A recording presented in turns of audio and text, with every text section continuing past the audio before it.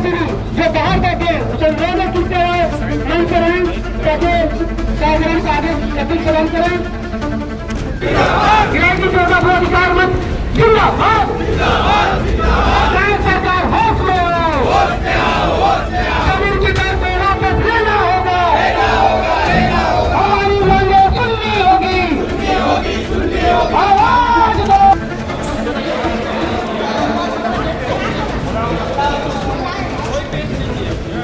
तो आज आप लोग क्यों बैठे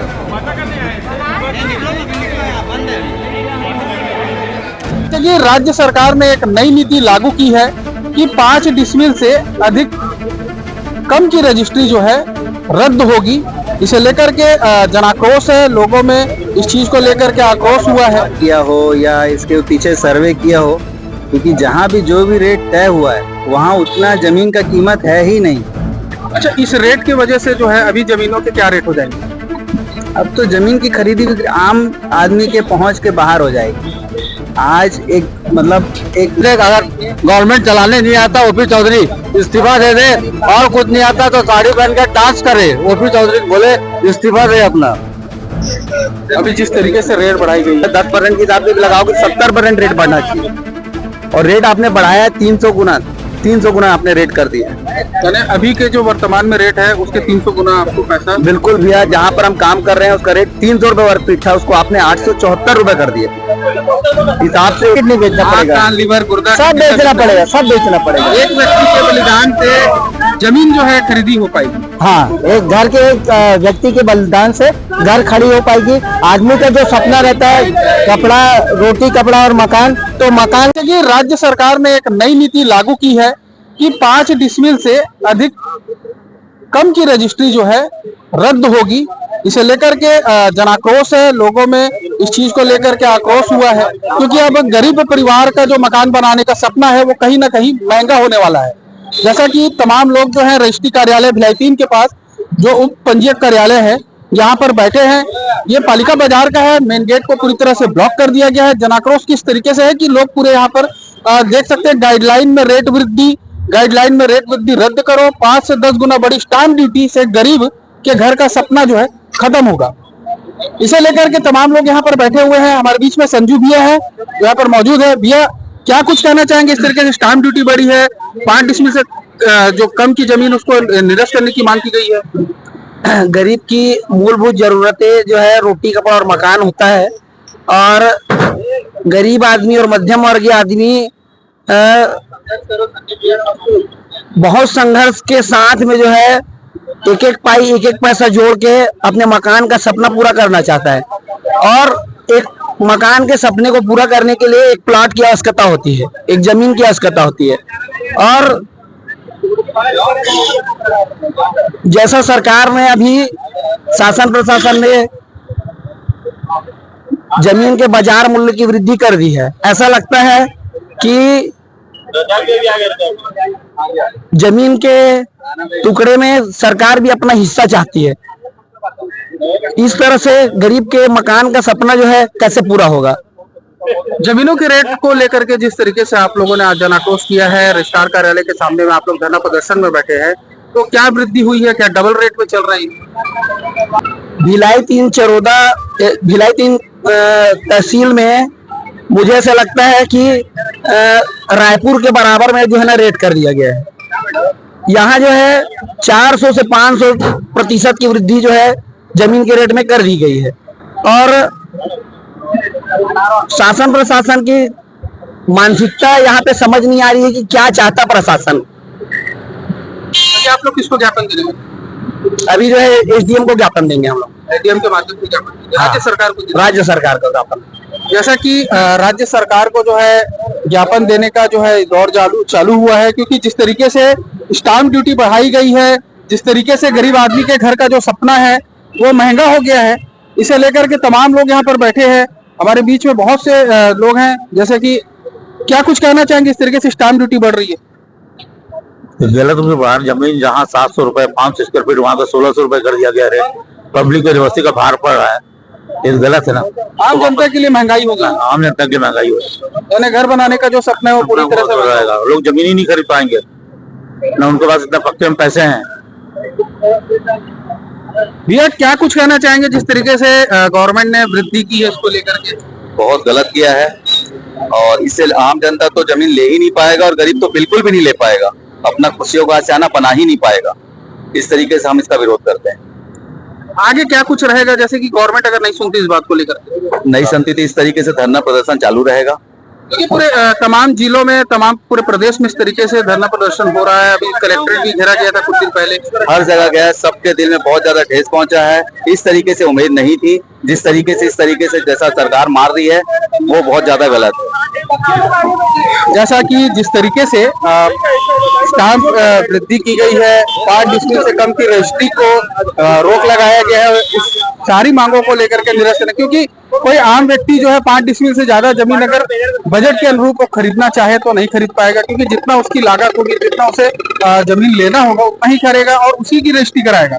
हमारे बीच में शेखर पाटिल जी भी मौजूद है। शेखर भैया क्या कहना चाहेंगे जिस तरीके से स्टाम्प ड्यूटी बढ़ाई गई, जमीनों के लिए लेकर के जो रेट बढ़ाया गया है? आम जनता को उसमें बहुत ज्यादा नुकसान होगा। छोटा प्लाट लेने वाला आम इंसान को अभी रजिस्ट्री खर्चे में ही नहीं ले पाएगा। इसमें कई सौदे ऐसे हैं जो एडवांस देने के बाद भी वापस हो रहे हैं।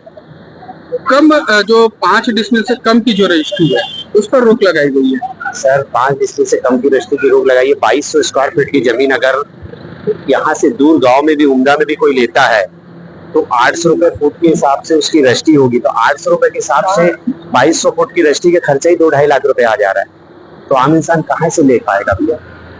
कोई व्यक्ति 1000 स्क्वायर फीट अगर लेना चाहे तो रजिस्ट्री नहीं होगी। नहीं, ऐसी तो हो ही नहीं रही है। 2200 फुट से ऊपर की रजिस्ट्री हो रही है। गवर्नमेंट चाहती है कि किसी भी तरीके से आदमी 5000 स्क्वायर फीट ले ना ले, मतलब ना ही ले, मतलब ऐसा उनका नहीं है कि भाई गरीब इंसान, आम इंसान अपना सपना ना पूरा कर पाए।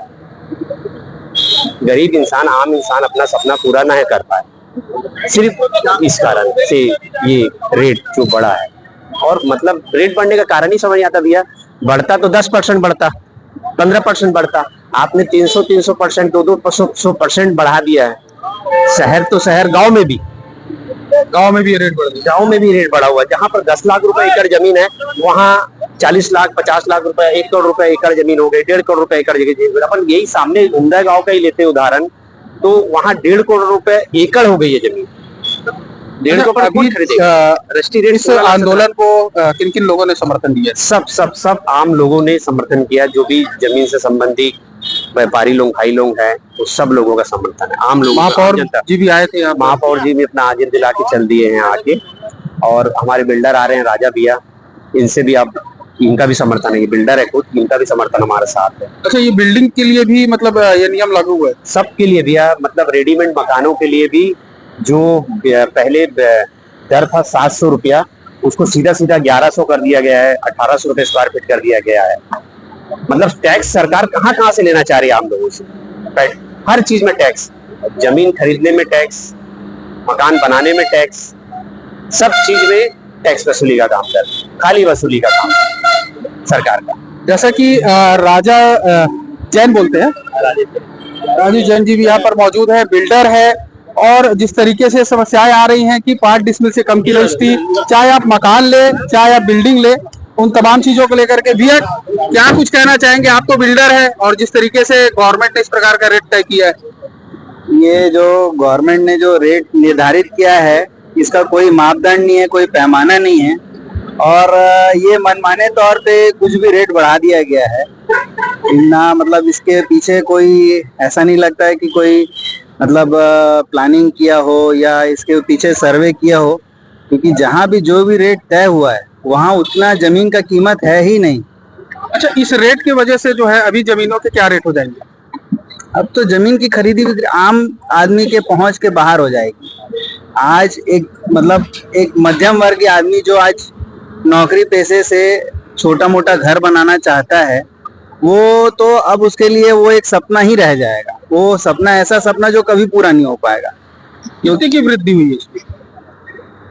इसका तो कोई मतलब 50% से कई जगह 400%, 500% की वृद्धि हुई।